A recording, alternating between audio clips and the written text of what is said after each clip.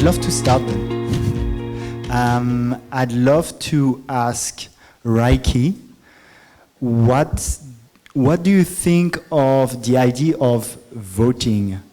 And the idea behind is, of course, people think, okay, we need to vote at some point so things get done. I know Oliver has a different perception on it. Yeah, do you think voting is the right way, knowing that it can help make decisions, but at the same time, whatever percentage you leave, it always leaves some people unhappy about the result? Voting is a tool. And just like any tool, there's a right place to use it and a wrong place to use it. So I think there are circumstances where voting is the best way of, aligning on a decision and making something happen. Other times, there's a lot of other governance tools you could use. I think the full answer is probably bigger, but yeah, I think voting works in some cases. When you need something objective and clear, and you have a predetermined time to come to that decision, I think voting is a really strong way of doing that. Other parameters, there's a million other ways you can go about making decisions and coordinating and sense making. So I'd say treat it like a tool, not the only tool, and get creative, because the reality is we don't really know. Our coordination systems right now kind of suck, and most of it is about exploration and trying new things. So does that answer the question?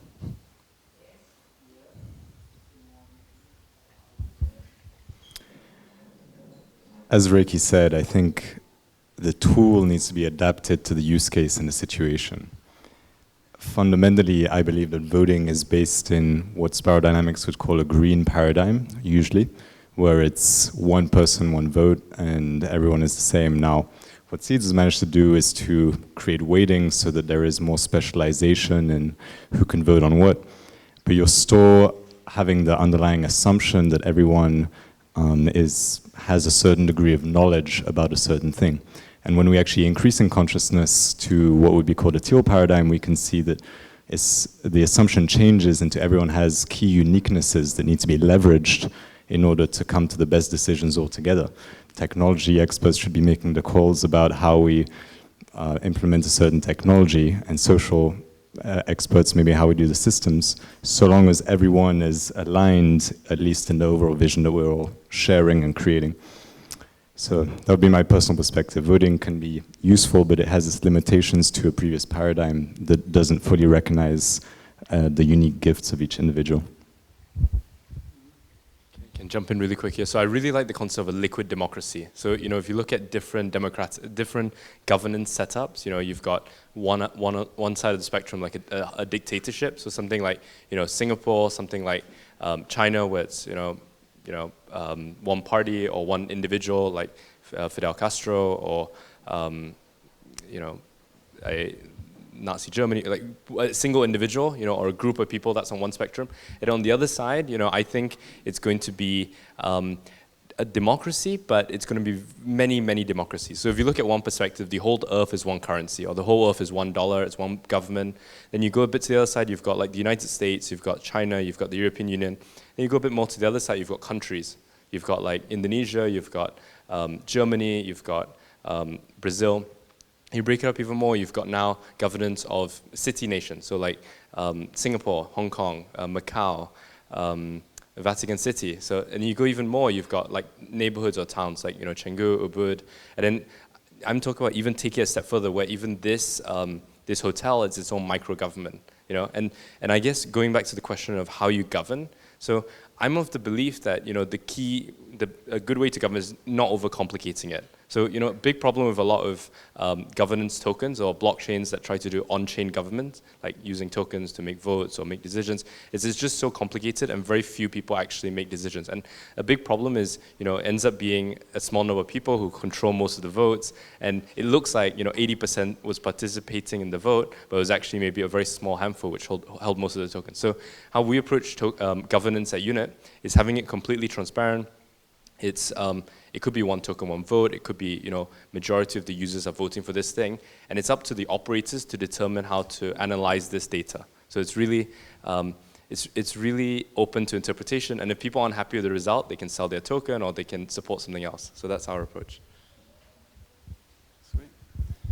Yeah, I don't have much to add to this, but I would be very curious to see voting in an actual state of democracy, because it's my belief that the politics that we've seen over the last decades were definitely not reflecting transparently the voice of the people. So, and also, if I was to participate in that kind of governance token, let's say if I had no opinion on something, I'd like to perhaps give my voice to a friend or someone that I value their opinion, and just give them, okay, well, you're the fitness guy, and that's a fitness question, maybe so that'd be cool to see how we can empower each other and see each other in our strength. I like that. So I actually come from the only country in the world which uses what we could call real democracy, Switzerland, where there's a there's a direct democracy vote. So every 6 weeks in Switzerland, people receive a letter through the post and need to vote for any change, basically, in governance of the country. And although it has been very good at giving back the freedom to the people, it has inherently also brought out the stupidity of people where they don't have the knowledge to vote on certain matters. And I can give you a very concrete example of this, is that about 5 or 6 years ago, there was a vote in Switzerland for closing the borders of the country that was put through by a right party as a voting, or brought to the vote. And all of the cantons, all of the regions that were bordering other countries voted against it because they knew how valuable immigrants were to their economy. And all the ones that voted for it were the cantons within the country, which actually didn't probably see that many immigrants that often. And it ended up passing and creating a lot of problems, which ended up having to get reversed and created a lot of issues. And so you fall to a fundamental issue of voting, which is that the collective has different understandings of different things that are partially based on their own blueprint, their interests, what they know, but also just based on their experience, on what they've been exposed to. And voting doesn't, in its pure form, doesn't address this matter. So even if we had a delegatory system, like you were talking about, Fabrice, the pride of the people who are voting to get rid of immigration would probably be higher than their willingness to surrender their votes to someone who lives on the border, on the premise that they might know better than them about whether to let immigrants in or not. So you're still faced with a fundamental problem of human ignorance with a lot of voting systems. Anyway. I feel like we're going to go all day on this, but last piece on me, I swear. And this is where I think it's really cool when we start programming governance, because you can start building all of these layers on top of it. So if you are wanting to give everyone a voice, which I do think is important, the next step is how much voice should people get? Because as you pointed out, not everyone is, one, equally intelligent about the problems or opportunities, or two, equally impacted by it. Some people who, if you're governing an economic system and one person's total livelihood is dependent on that economic system and someone else just bought a sandwich using it, those are two completely different paradigms for them. So that person whose entire livelihood's dependent on it should have more voice because it impacts them more. And that's something we can build into it. So if we have token-based voting, it's how many tokens you get, is how much voice you get. So then it comes down to how do you earn these tokens? And then you can build on top of that to, well, now you can delegate your voice to other people. And you should be able to delegate based on different topics. So I think every proposal that comes up might have a topic associated with it. This one's talking about geopolitics, and some people care about that. Great, if it's a geopolitical topic, then that's one area. And then people can delegate their voice that's relegated to geopolitics to certain people. But then you might have, housing and food and healthcare and et cetera. And each one of those is a different topic. And you could either vote directly yourself or have a representative vote for you. And the final cool piece onto this is that, once we get more data, we can start having objective metrics for how much voice someone could have. So we might be able to prove that this person knows more about geopolitics. It's not quite sure how we do that yet. This is just ideas. And then that person might have a 2x multiplier when it comes to geopolitics. I'm not necessarily saying this is a good idea, but this is how we can keep building on our governance systems to get more intelligent. Because I think we could have collective ignorance, which is driven by marketing and media, and they're really the ones making all the decisions, or we could have collective intelligence. I don't think we figured out collective intelligence. But I do think this technology is helping us, helping us achieve that, potentially. Thank you. We can go to next question. I'll go to you, Bobby. Just logistics. After you ask your question, if you stay 3 seconds there, I'll put it off so there won't be noise, and then I'll let you hand the mic for the next question. Thank you. So, building on what we've just been talking about, and this thought just occurred to me, so it might be a really obvious question, or otherwise it might, hopefully it generates some discussion. The link between politics and voting. So is there an intention for voting tools to be apolitical in the systems, or how do you see that? Oh, yeah, Reiki, I'd like to direct it to you first, please. Yeah. This seems unfair. Nothing is apolitical. I think what's really important is that we, get clear about what politics and what the biases are. I think that's the clearest thing to do first.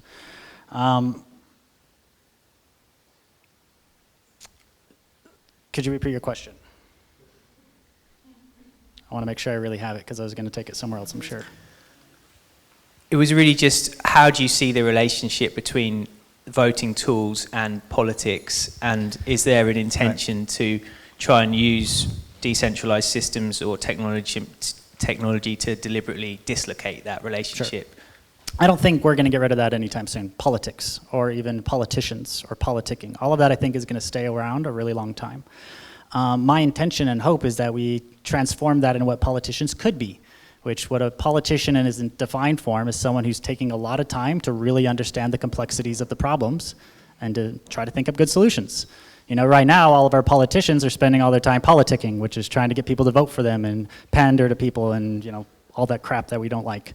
But I do see a role for politicians that are people that are focusing on certain topics, wanting people to delegate their voice to them, and then trying to make good decisions.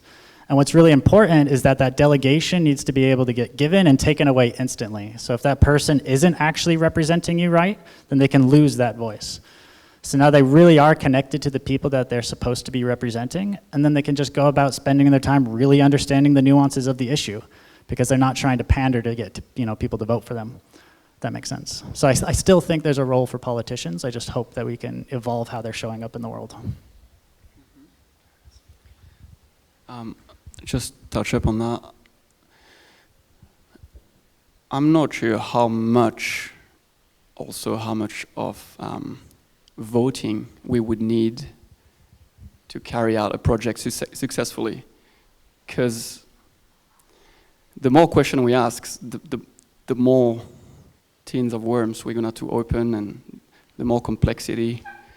So it's going to be interesting to see when it is actually necessary to ask for people's voice, and when we are okay for some of us to carry out, as long as we stay in line with our highest values, perhaps, because people want to live their lives as well and have different interests, and I wouldn't like to be asked like every 10 minutes, what do you think about this, what do you think about that, But for some key topics, yeah, for sure, I'd like to be included. So that would be interesting to just discern and come to an agreement on what these topics are, and yeah. So the approach we take in the system we propose is that everyone who is part of a given agreement field, so anyone who's doing something together, that could be the agreement field of a country, or the agreement field of a project, or building a farm, is by default aligned with the same overarching scope of what they're trying to work towards, and that's called the master plan. And so already by having an approach like this, where you're defining the scope of what the purpose of that organization is, whether it's a country or a small organization, means that all decisions that are taken afterwards have to be in alignment with that, because everyone's there has agreed to that. And so you can actually come to a situation where you need less and less decisions to be taken in the first place, because you defined scope, and then a scope might be, okay, for this country we want to create education which helps all the people thrive and become good citizens and able to be happy and healthy, let's imagine. Then that might be quite a broad scope, but then you'd ask the education experts how they would go about implementing that. And then if it's not in alignment with what that scope was that everyone agreed to in that society, then they wouldn't be doing their job and they wouldn't be able to even pass, the implementations. So by using scope and roles, you can end up fractalizing more and more the expertise and the people who actually know about a given topic to be the decision makers on it, even though everyone is aligned on what we're doing. How we're doing it gets fine-tuned to the people who are actually able to process that information and do their best job at implementing it. So in that way, we actually, in my belief, wouldn't need voting in the first place, because there would be agreement or not agreement. Do you want to join into this overall society? And if yes, then you can join the agreement field. If no, you don't. And then instead of voting, anyone can put forward proposed changes to how a big part or a small part of the society works based on the people in that agreement field. And then everyone would collectively decide together whether those changes are more or less able to help fulfill the vision that was set forth in the first place. Yeah, I'm totally agree with this. I think, if you've got more data, then you can make better decisions. The problem with politics is you don't have the data. So, I think the ultimate goal is to get rid of all politics, all, politicians, because what eventually happens is, you start off with a governance system, you've got 7 parties, and then the least voted party will just fade away, it will join to become 6, then to become 5, and you end up with 2 parties. So in like the US, you've got, the Democrats, you've got the Republicans. In the UK, you've got Conservatives, you've got Labour. So you look at the English language or you look at mathematics, there aren't political parties there, right? Because it just is, So really, I think the evolution of how society will move towards is where there aren't these big, political parties, and it's like, hey, what do you think of this guy? Or like, isn't she a great leader? You just kind of reduce the need of it. It's kind of like, artificial intelligence, machines have replaced so many jobs. And these machines don't really have personalities. They just do their job. You have, let's say, a bread toaster. It's like you put in the bread, you get out toasted bread. It does its job. So the unfortunate thing about politicians is you vote for him or her. They promise you this vision, and then what comes out is not really what they promised. So where I think we're going to move towards is not big government. Not like one cryptocurrency like Bitcoin ruling the world, or Ethereum replacing Bitcoin. We're going to have 100 million different tokens, micro governments. Even us as individuals, we're going to have our own government. And if a few of our friends believe in us, they'll buy into our token, they'll become part of our economy. So we're not going to have, big continent currencies or continent governments like United States or European Union. We're going to have very micro governments, and we're going to have bigger ones. So like, the Lightleaders token, that is a government too. If we believe in how it's doing a good job, we'll buy more of it. If we don't believe it's doing a good job, we'll sell it. If the operations need some help in how to govern, then they can create a question. We can participate using our tokens. Now the data could be interpreted where if you hold more tokens, we're going to do this thing. Or let's say the leadership says, it's a populist movement. They don't really know what they want. They're going to do this thing because it's good for the long-term sustainability. If that works out, the token does better, and then the market serves its purpose. It's really like how a centralized economy, centrally planned economies, communism or socialism compares with free market. So if you have a good business, people might not agree with the business, but if it's got a good product or service, it will do well. People might not like it, but if it's selling a good product or service, it will do well. But if you have a communist, centrally planned, socialist government, then there isn't that free market mechanism that's getting good companies to succeed and bad ones to fail. Yeah, so that's my perspective. Thank you.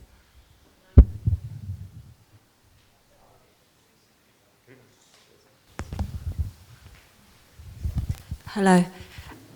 We're all here because we want to work towards the new Earth, and we also want to be able to use the new technologies and the blockchains. How do you see this evolving? What can the blockchains and things like seeds and the groupings together, the DAOs, what is it that they can do for people? How will it affect people? And what do you see, the vision? What's your vision of the new Earth? Oh, I'll start with Michael. Cool. Thanks so much. So, amazing, really cool things like Leaders Token, like Seeds. These are like internet nations, basically. And they each have, leaders and communities, people. Some have more people behind it. Some have got more money behind it. Really excited. I think really exciting. I think the big opportunity is where you as an individual can create a token for your name, yourself as a person. You can create one for your project. You can help your friend create a token. And then what they can do next is they can start getting their community to buy into this microeconomy. So, what's going to create this new economy, this new society is not, one person who says, guys, I've got a new way of organizing society. Everyone please follow me. It's going to be, hundreds of millions of people creating their own micro-governments, like what Oliver was saying, with cantons. The cool thing about Switzerland is there isn't a prime minister of Switzerland. They're all in its own cantons. And they all represent, some have 100 people, some have got, 50,000 people, and that's its own micronation. But the problem is if it goes too big, like I was living in Hong Kong 4 years ago, and 2 million people, so there's 7 million people in Hong Kong, 2 million people, 2.5 million people went to the streets. They were not happy with the government, and look what came out of it, not very much. Because when you control the monetary system, you can control everything basically. You control the army, you can control, essentially every company, organization within that economic system is a subsidiary of the economy system. So even if you're a business in Hong Kong, you've got a lot of staff, you're still serving under this government because you're using this currency. So what would be really cool is if those 2 million people created a better Hong Kong token, a better Hong Kong currency, and then everyone pulled out money from the Hong Kong dollar to this new Hong Kong token, and then that's how the shift is going to happen. So I guess to sum it up, what you can do is create your own token, build your own microeconomy, ideally have a business model behind it, because a lot of cryptocurrencies, they're just based on hype or speculative value. They don't have a business behind it. It's like internet companies which didn't have a business model. They just said, hey, we're Google, we help you do search. Like that only when Google figured out ads, it became valuable. So I would recommend every digital asset be less like a currency, be more like a stock, with an underlying value asset behind it, then build your own microeconomy. So I think that's my 2 cents. Thank you. Thank you, Michael. I see it a bit differently. I see that improving capitalism in the way that Michael is suggesting is not per se going to give us a new paradigm, but is going to give us a step in the right direction towards a new paradigm. I think that fundamentally the assumptions of capitalism and the separation that each individual business is literally programmed to not only believe but experience is creating a lot of the dysfunction in the society that we are currently living in. And to move into a new paradigm, we need to start operating like a whole living system and not with a bunch of separately organized nodes competing against each other to who has the most valuable token or which token to buy to make a good investment in which company in which place, and then you have like a million tokens.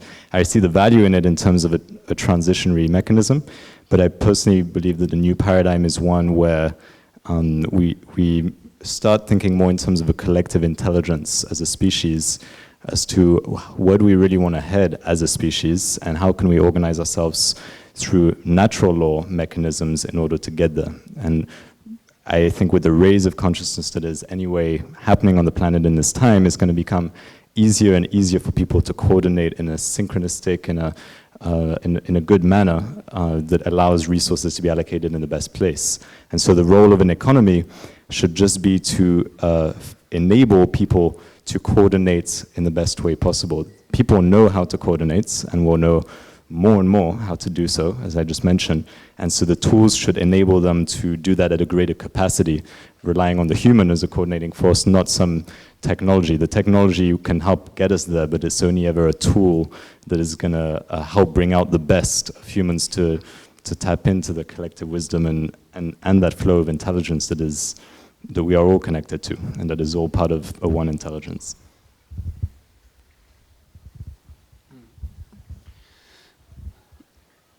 So for me, Noel, it's like a little bit like asking at the very beginning of internet how this new innovation is going to actually change the planet.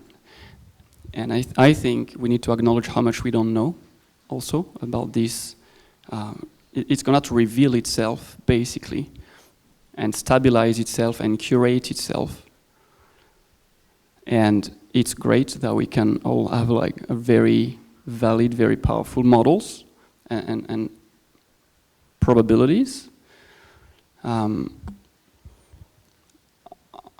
I believe that this technology is going to enable us to work frictionlessly. So the technology will fade away. It will sort of like be more impactful in a way, but less present in the way we relate in our communities.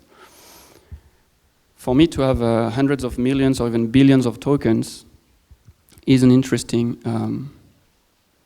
I'm contemplating that whole thing. Because my question is like, we see this with Facebook and Instagram, let's say 3 billion people have a page. It's only relevant to the people we actually connect and interact with. There is a certain level where, who cares if we all have 10,000 Facebook friends if in our real life we only talk to 200 of them, right? So I like to see how we're gonna to vote in a way with our money. We're gonna to say, I see value in you, Michael, because da da da da da. But is this gonna to be a paradigm of economic value, or are we gonna to redefine what value is in the new earth? Maybe we will start valuing each other on honesty, on wisdom, on our ingenuity, maybe. And maybe it's just another utopian attempt to reinvent the wheel and our human nature will just, Yeah. So I just wanted to throw that in the mix. Noel?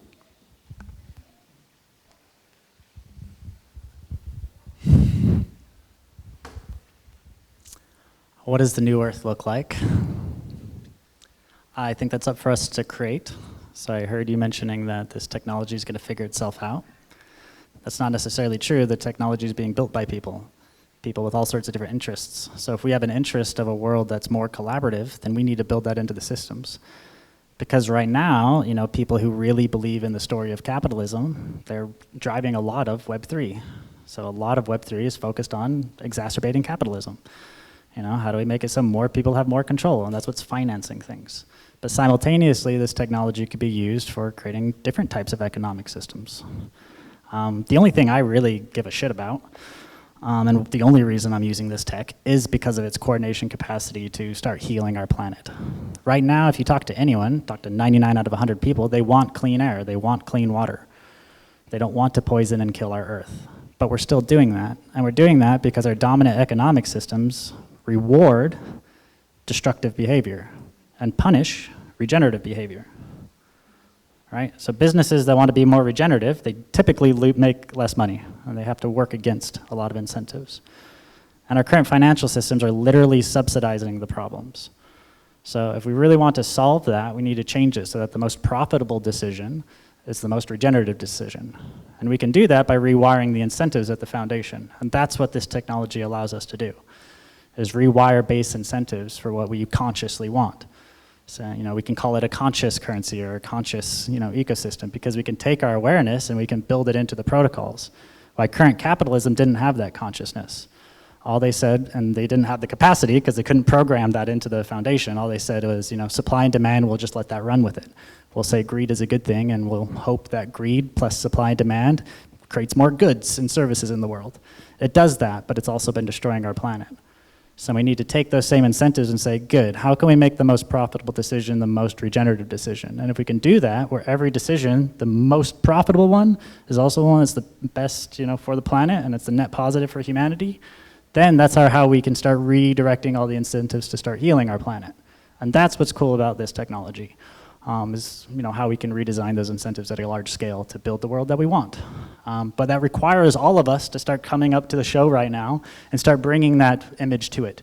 Because if we sit back and we let other people drive it, then they're driving their vision for the future and what they want. So this isn't a passive game. This is something that we have to show up to right now, and we have to build it. Otherwise, someone else's vision is going to be built. And I can tell you they're not as beautiful. Hold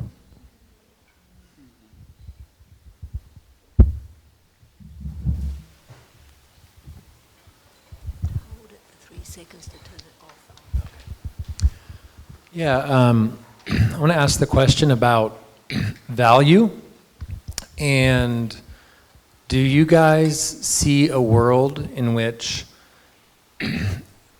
maybe value isn't even present, and it's a world like, let's say, the new paradigm is a place where we can energetically contribute our gifts and everything, all that stopping the energy and all that blocking and let me pay you and value you, and that maybe doesn't exist. And if you do see that, what's the difference between that and affecting people that are still in the value mode to try to turn the system around?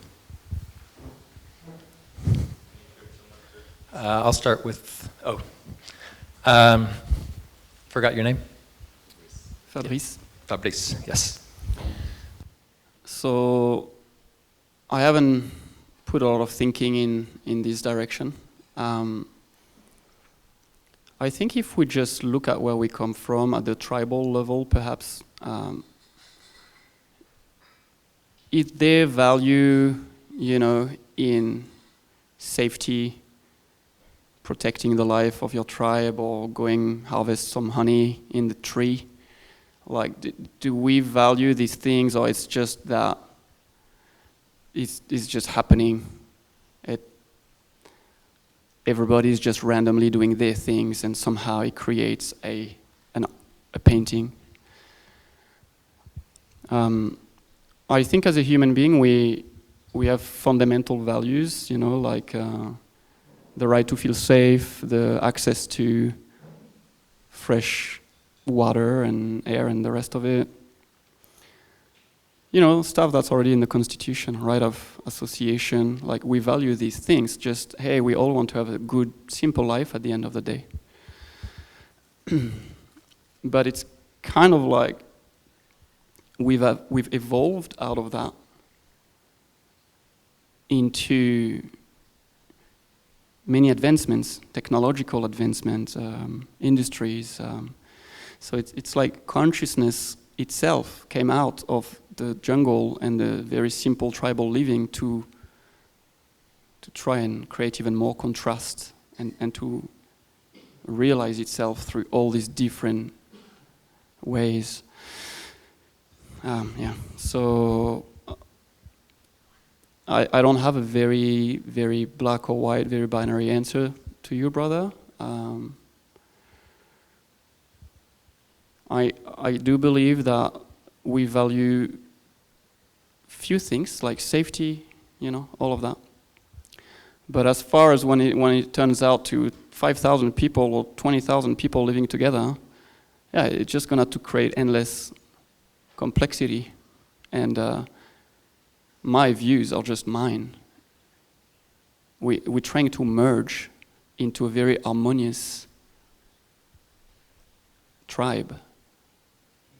And yet our very human nature, by default, we all want to pull the blanket our way, the way I see things, my intelligence, my views, and we kind of gonna to contradict each other inevitably. So I don't know if that brings any part of the answer, but that's what I can contribute.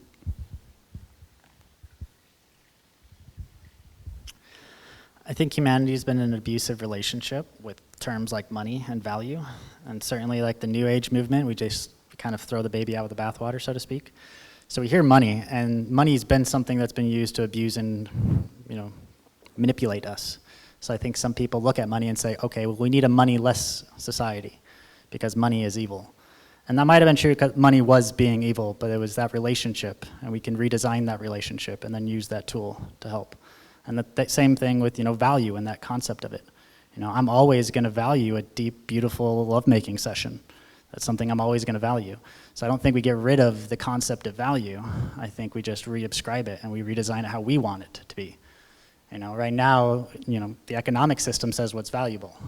It puts dollars and puts numbers on things, right? But those are all systems that were designed hundreds of years ago, and that's what's driving our behavior and driving our conception of value. We use dollars in our head to say what's valuable. So we've taken in someone else's concept of what is value, we turn that into value, we agree to that story of value, and then we say that is valuable. And I think that relationship that we're having with that dollar concept and how abusive dollars have been on the world, that then we say, okay, that concept as a whole is bad, we gotta get rid of it. We need a resource-based economy that has no money because money is evil. So my thing is just to question these concepts and wonder, is the relationship a problem? Or is it just the type of relationship that we've been in? And let's not throw off all relationships. Let's just get out of our abusive one and go and find the right one. So anyway, I don't think we're going to get rid of the concept of value. I just think we get to redesign what that looks like and how we interact with it.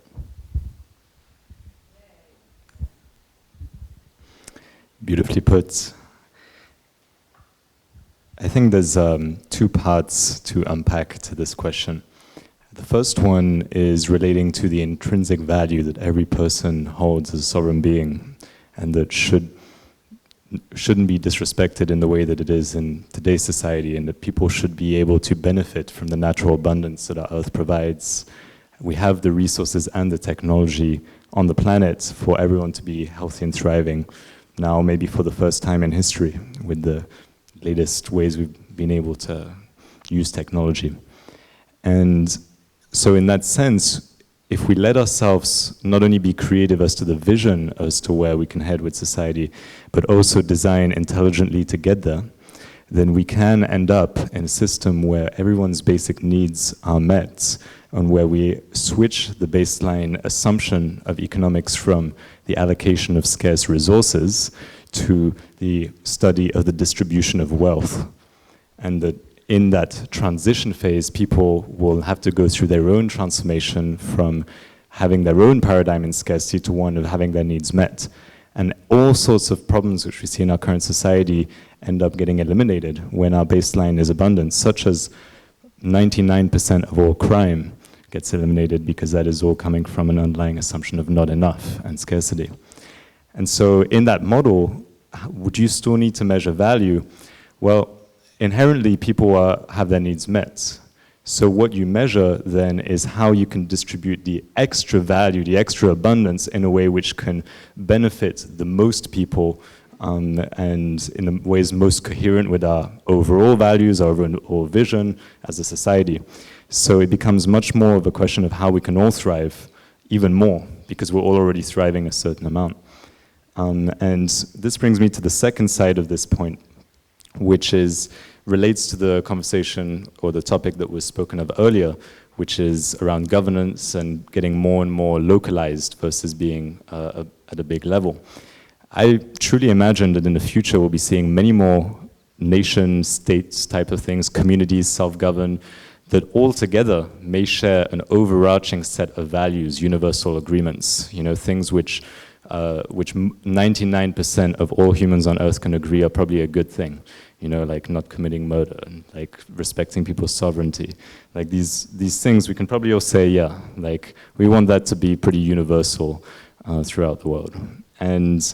But then on a more specified term, each of these micro-societies may experiment with their different values for a very good reason. And that is because consciousness isn't trying to homogenize everything. That's the opposite of how consciousness works. Consciousness is trying to experiment in as many ways possible to discover as many nuances available to the infinite intelligence as can be conceived of. And so in that light, these societies will provide test beds for different fine-tunings as to how value can be expressed. Maybe one society is a society full of bodybuilders and all of their excess value goes into creating new bodybuilding initiatives, and there's nothing wrong with that. Will create that unique human experience that certain people will choose to go to. And part of this will involve the free movement of people in those agreement fields, so long as we're able to respect what each individual agreement stands for in the first place, then we can be part of it. So I see a society where everyone is let's say, equal in their ability to be able to navigate and move and migrate, and we are inherently migratory beings. but also one where there is a high degree of fine-tuning and specialization and flavors of consciousness happening that many people can experience, and it will create a rich multicultural environment for everyone to thrive in. Yeah, that's a great point. So I think continuing on from that, one nice way to think about this future, more abundant society is to look at the internet. The internet gave an abundance of information to people. Now, information used to be just for, people who had a lot of money or a lot of power, and now, the average person with access to the internet has way more information than someone with the most amount of money 40 years ago. It's commoditized it. Same with the mobile phone, used to cost, $1 a minute to make a call, and now it's, with WhatsApp, with Telegram, with, whatever messaging app, it's almost free. So the big problem though is value and money still hasn't become commoditized. Some people have a much greater access to it, and most people still don't have, if they want to raise a small bit of money, or if they want to, pay their rent, support their kids, whatever, it's still really tough. So I really think tokens can provide for this value distribution, and it's just a matter of time. I think by 2025, 10% of the population will be actively using tokens. I think by 2030, it's going to be, 80% of the population. So, in the next 8 years, it's going to be incremental growth, then it's going to be exponential growth. And then going back to this, perfect future society, I think if you look at Maslow's hierarchy of needs, people have different levels. The base of it is, shelter, it's food, it's clean air, and once you've satisfied this, you can kind of work your way up. And I think once we satisfy the money piece, people have this basic base of money, then, they can worry less, they can stress less, they can do things that actually really makes them happy. So I think that's how we're going to get towards this higher base of people reaching their maximum potential and having more opportunity. However, I think it's very important not to be too idealistic about it. Oops. So, Greenpeace, amazing movement, people protesting, wishing, a lot of pizza has animal rights. But, the problem with people protesting like in Hong Kong or Greenpeace or people wishing for this idealistic society is that it doesn't create a win-win. You've got big pharmaceutical groups, you've got big, meat producers. And if you create a new system which is in conflict with this old system, it's going to be very hard to get it moving. So, I used to work for this group called the Founders Forum.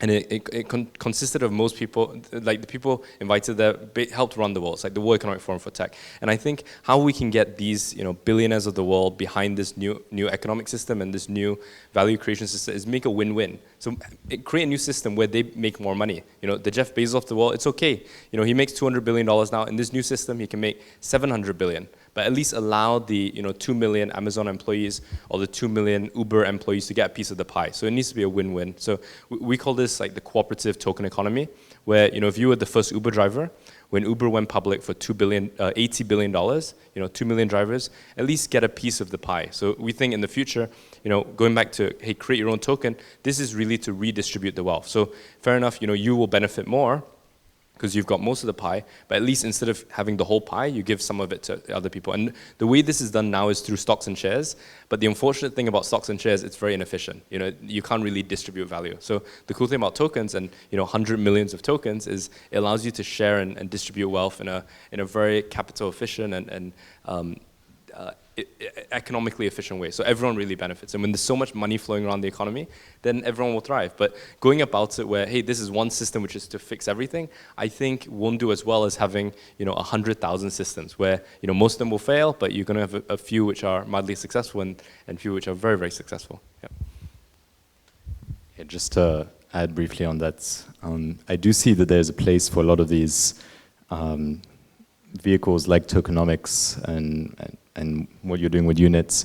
Personally, I would see it as a transitory system, though. I would see it as a way to improve capitalism, and it's still relying on that fundamental assumption that we are separate from one another, and that we need to figure out our own way to get our wealth through the right community engagements and right tokens we buy and start our own token. It still has the degree of separation, which I think we're going to be evolving out of.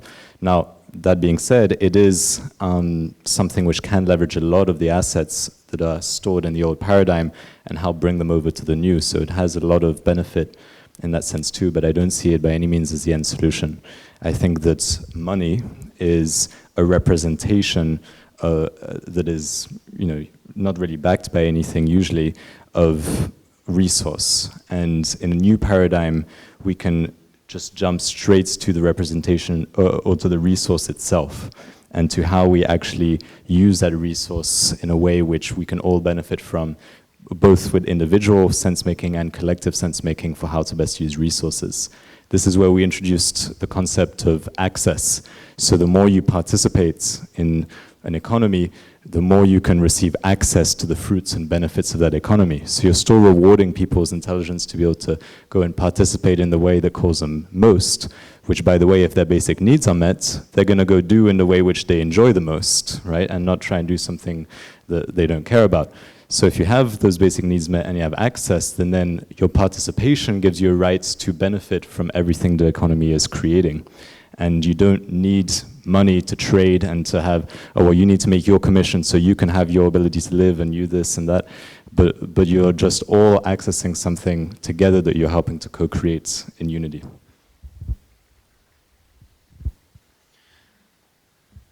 Yeah, I'm not sure if I should throw this in the mix, but reflecting on what you shared, I think,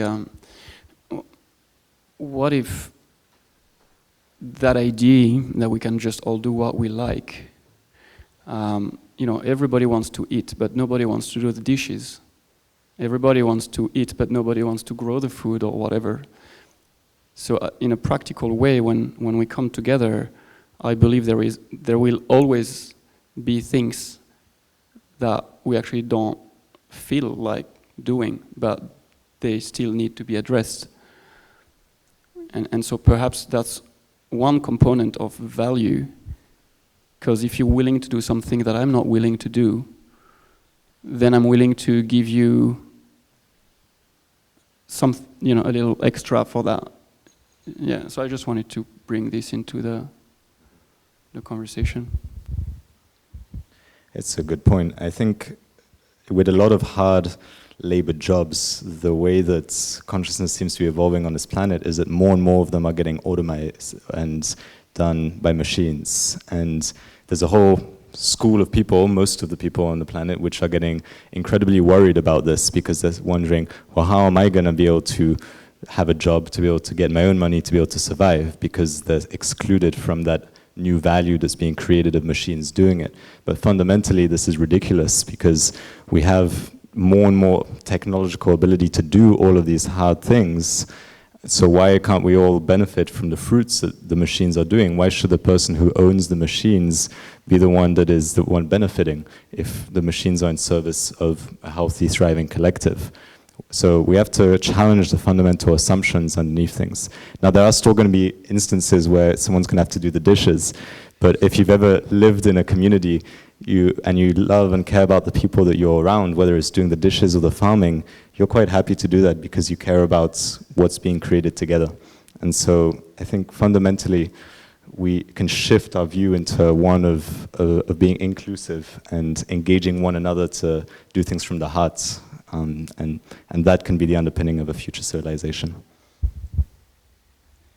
Just to make a quick point, I mean, it's really nice, this idealistic view, but you look at Venezuela, you look at Soviet Russia, you look at communist China, all of these communist states, socialist states, had really good Marxist principles. The idea that everyone has a nice base, everyone's taken care of, you can do what you want, everyone gets paid the same. So, whether you're work in a bakery, whether you're a policeman, whether you're a farmer, everyone gets paid the same. There is no jealousy because everyone gets paid the same. But what happens is, as you said, people don't want to be doing certain work, value doesn't get allocated efficiently, it's centrally planned. So, you've got Moscow deciding how the whole country should be run, or you've got Beijing deciding how the whole country will run. And then what happens is there's a black market that emerges alongside it. So, people will be like, oh, I actually want some more bread, I don't want to line up for this time. I'll give you this. So you got a secondary economy emerging. So, I'm a big fan of capitalism because it's able to allocate resources better than a communist, heavily centrally planned system. But I think what is going to be the evolution is a combination of the both. Where if there's a machine which is generating a lot of value, it shouldn't go to one person. It should go to 50 people, right? The goal is not to create more money. The goal is to create more value. And then when you've got so much value, then you can just spread around. If you think about oxygen, everyone can breathe. There's so much oxygen.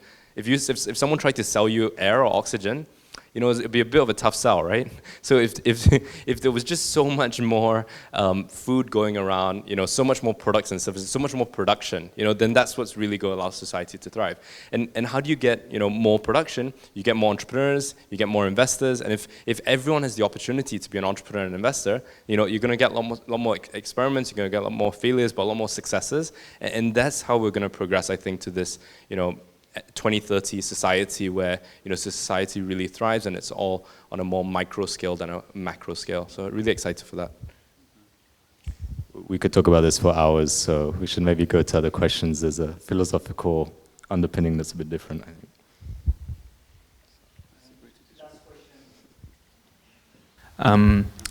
So I think despite the different views of what the idealistic future looks like, it seems inevitable that blockchain will help us get into this really beautiful future where there's a great distribution of wealth and the way we organize the society in a more conscious way. But I want to be a little bit of a party pooper and ask, what's the biggest headwind that you foresee that could prevent this utopia from happening? What is the biggest threat that we need to be wary of?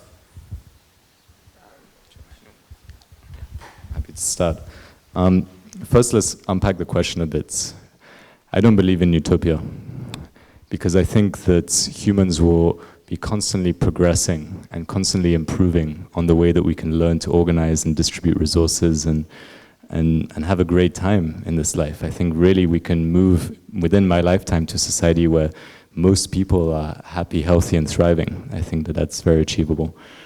But that's going to keep changing as the world conditions change, and we're going to keep finding new objectives and new things to do. So that was just a side note. But in terms of the biggest roadblock, I see that the advent of a new paradigm or new Earth, let's say, is inevitable. I see that the Earth has already upgraded on different realms, and that our work here is to help translate that into the physical realm through the mechanistical moving of energy into the way it is reformed in the new Earth. And so whether or not humans make it or how we make it is what's in question. But the Earth will evolve, and that to me is obvious. So the biggest roadblock is really how much are people going to resist the change that is anyway happening? And the amount of resistance is directly correlated to the amount of suffering in everything, from your own life and your own emotions to a societal level. So the more we resist the change, the more suffering is going to happen. And the easier we make the change for people, the less suffering there's going to be, and the more smooth and the less casualties will be along the way. So really the focus I see is to create the right systems, structures, blueprints, such that the choice to engage in a new paradigm, it requires less and less energy and is easier and easier for more and more people, so that it's more appealing and there's less hurt and resistance that has to happen along the way.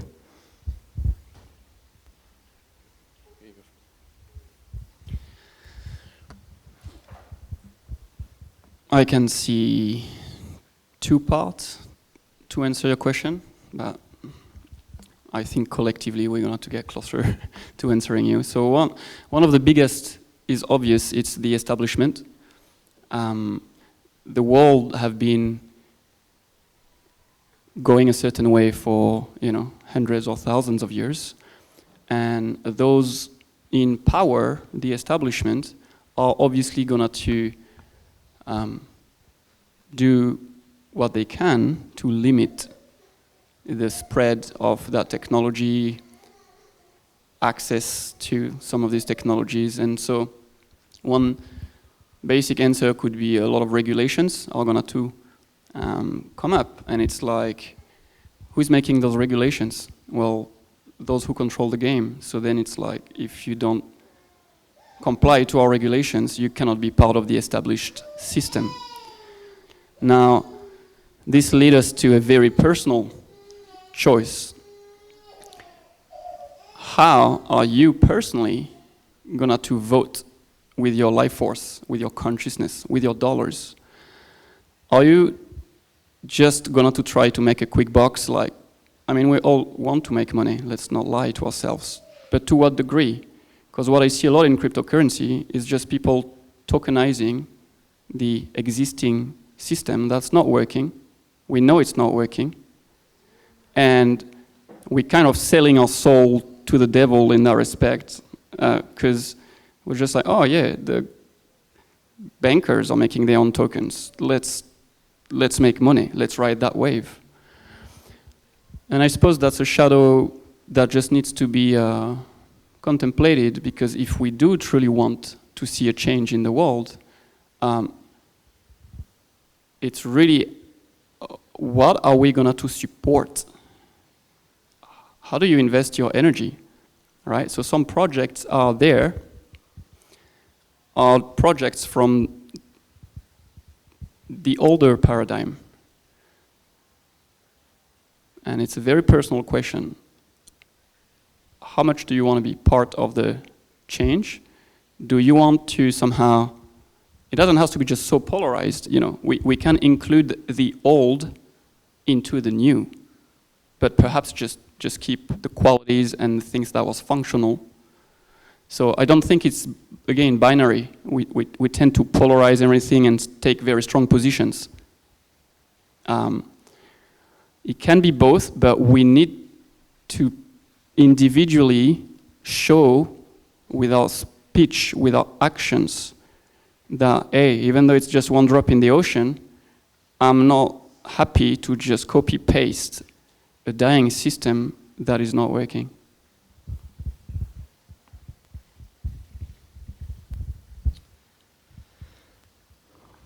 I think it might sound like a simple answer to say the establishment's the biggest threat, but as we historically see, anytime the establishment tries to resist anything, I think it just creates more opposition.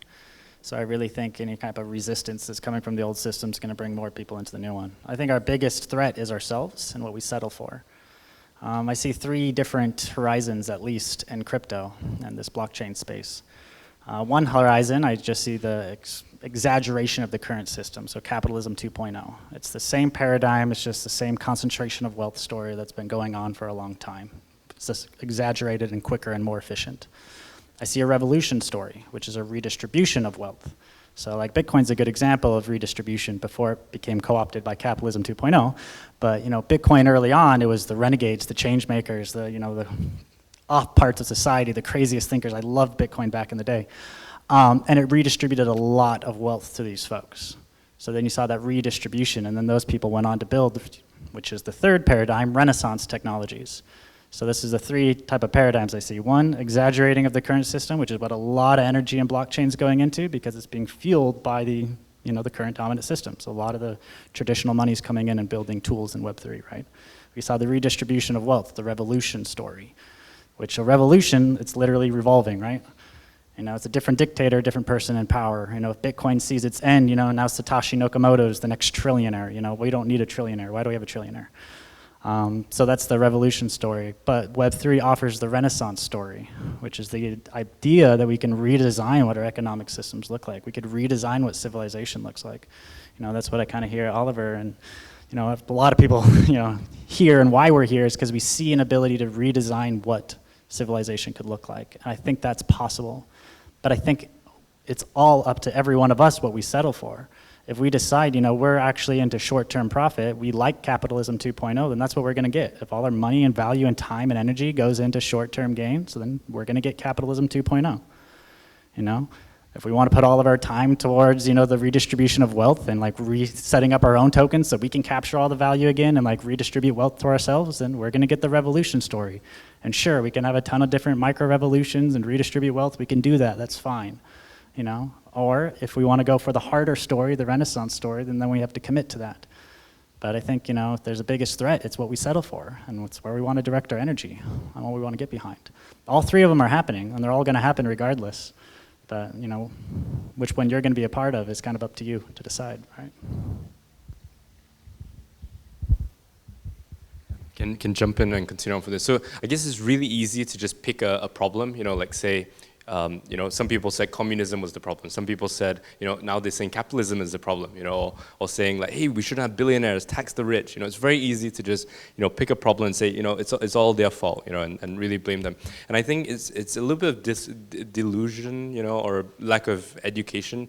Same way, you know, people criticize the war on drugs. You know, people are like, you know, reefer madness. You know, people are complaining about CBD and weed, and you know, the governments, you know, tried and pushed it back, and eventually, you know, people realized that cannabis, you know, hemp, very useful, and it just made its way. So I think, you know, big risk is education. So if people aren't educated, they don't know what they're doing. A lot of people in crypto, you know, they could run Ponzi schemes. You know, they could create a token, tell their friends to buy into it, say it's backed up by speculative value, and then they don't even know themselves that, you know, they're going to end up causing a lot of people to lose a lot of money. People buy these tokens, nobody buys it from them, it's worthless, or NFTs. So, you know, if people are educated, then, you know, hopefully they create good tokens which actually have a business model, which employ people, which have real products or services, not tokens which are, you know, new money replacing the US dollar, which, you know, might not have any value. Second thing is government. So I think the big problem with governments is they're not, you know, a big group of really bad people trying to take over the world. You know, I've spent a lot of time speaking to, you know, government leaders or people who are very powerful in business, and a lot of them are just so disconnected. You know, they just don't understand what's going through like a small business person.